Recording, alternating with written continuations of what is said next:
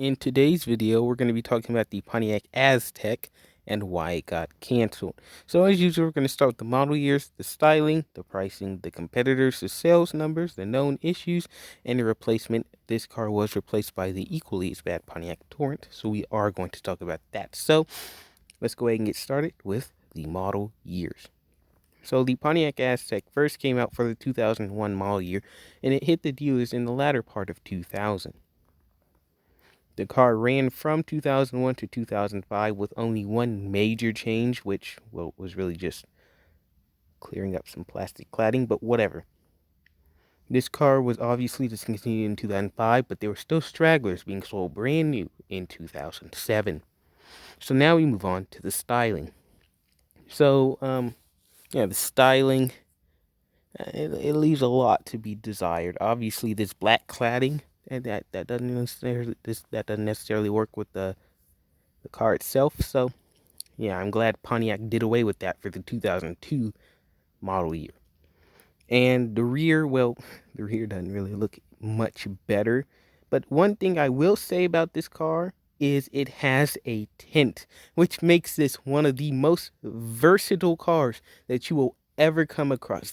I guarantee you, there is not going to be another car offered brand new with a tint. This car came with a tint.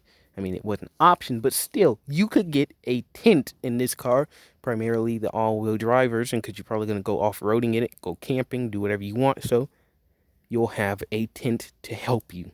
That is one of the most versatile decisions I've ever seen, and, well, Pontiac, unfortunately, put it in one of the ugliest cars ever made. Now we move on to pricing. And here's a chart of the pricing, and as you can see, the base front-wheel drive and the base all-wheel drive, there are only two trim levels for the 2002 model year. So if I'm wrong, you can go in the comments and correct me and call me an idiot or whatever, because I'm sure I am. But anyway, so the base front-wheel drive version is going to start at about $20,295. And it's going to be with a 3.4 liter V6. There's no 4-cylinder, there's no V8, it's only a 3.4 liter V6. And from that 3.4 liter V6, don't expect a lot of power, because all you're getting out of this thing is 185 horsepower. Yeah, that's it's not necessarily a lot of power, but that's what you got, and that's made it to a 4-speed automatic. And the only difference is between the base front wheel and all-wheel drive is the price, because the base all-wheel drive version is going to start at $23,295, and then everything I listed from the engine on is identical to the front-wheel drive version, so I'm not going to talk about that. So that was the pricing. Now you move on to the competitors. Usually I would have about 4, but I could literally only find 2, and they're sort of half competitors: the Jeep Wrangler and the Honda Element. Yeah. So the Wrangler, obviously, because it can go off-road, and the Aztek can sort of go off-road. And then the Element, because it's weird and it's versatile, just like the Aztek. Although the Element did it just a little bit better. So now we move on to the sales numbers. So this car ran from 2000 to 2007. Each of these model years, they at least sold some. So for the 2000 model year, they sold 11,000 of these things. Or not for the model year, but for 2000 in general, they sold 11,000 of these things. For 2001, they sold 27,000 of these things, which, I mean, that's not too good. But 2002 was their best sales year ever, 27,793, up about 450 from 2001. They had 322. Oh, the 2002 had 793. 2003 was still in the 27,000 range with 354. And then 2004 sold 20,588. And then 2005, yeah, it took a very, very drastic tumble, pretty much, with 5,020 of these being sold for the entire year of 2005. 2006 and 7, they don't really count because this car is already discontinued, but I'll still talk about them. So 06, they sold 347 of these, and 2007, they sold 25 of these. So in total, we sold about 119,650 units of the Aztek in total.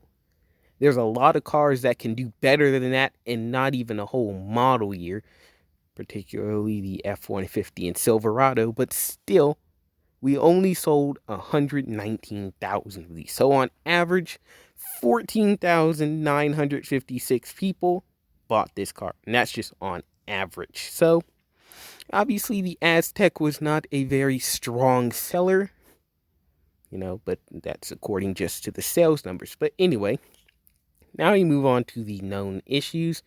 And there's only a couple of them, honestly, and this ran for the entire duration of the car. A head gasket blowing. It's not necessarily something you'd want. And that usually on average, it happened at about 99,000 miles. So you're driving around 99,000 miles, you can expect to have a blown head gasket. Now, a lot of these, they have over 100,000 miles, so it's most likely that the head gasket is either broken or has been replaced. And the second one is major electrical issues that happens at 93,000 miles, and I'm sure that's fun. Power windows stop working. Yep, that's fun. Power doors, all that stuff. Windshield wipers, headlights, all of those are electrical components of the car. They all stop working, and yeah, that's not gonna be fun. And like I said, that happens at 93,000 miles. And then the final one, leaking coolant intake manifold gasket failure. Again, that's it's not something that you necessarily want to happen to your car, and that happens at 55,000 miles. So it's safe to say that the Pontiac Aztek was weird, ugly, and unreliable. But, these are just the three main problems with the car. Of course, you're still going to have a host of other issues, but they're not as major as these three. Now we move on to the replacement. Here is the replacement. Yes, this is the Pontiac Torrent, which is literally a rebadged Chevrolet Equinox, but this was this car's replacement. So for the 2006 model year, they started building the Torrent in the Aztek's place. It wasn't nearly as weird, strange, or versatile as the Aztek. And there may be a video about this car coming soon. So finally, I'm just giving my thoughts on this car now. So the Aztek, it's not a reliable car. It's not a fun car. It's not an attractive car. But what this car is good at is being versatile. I guarantee you, this is one of the most do anything, go anywhere kinds of car that you'll ever meet. You'll never see another car that will have a tint that you can go off-roading in, that has weird style. This car had it all. It didn't really have everything, but it had a lot of interesting traits and some ugly traits, but still, this was a great car.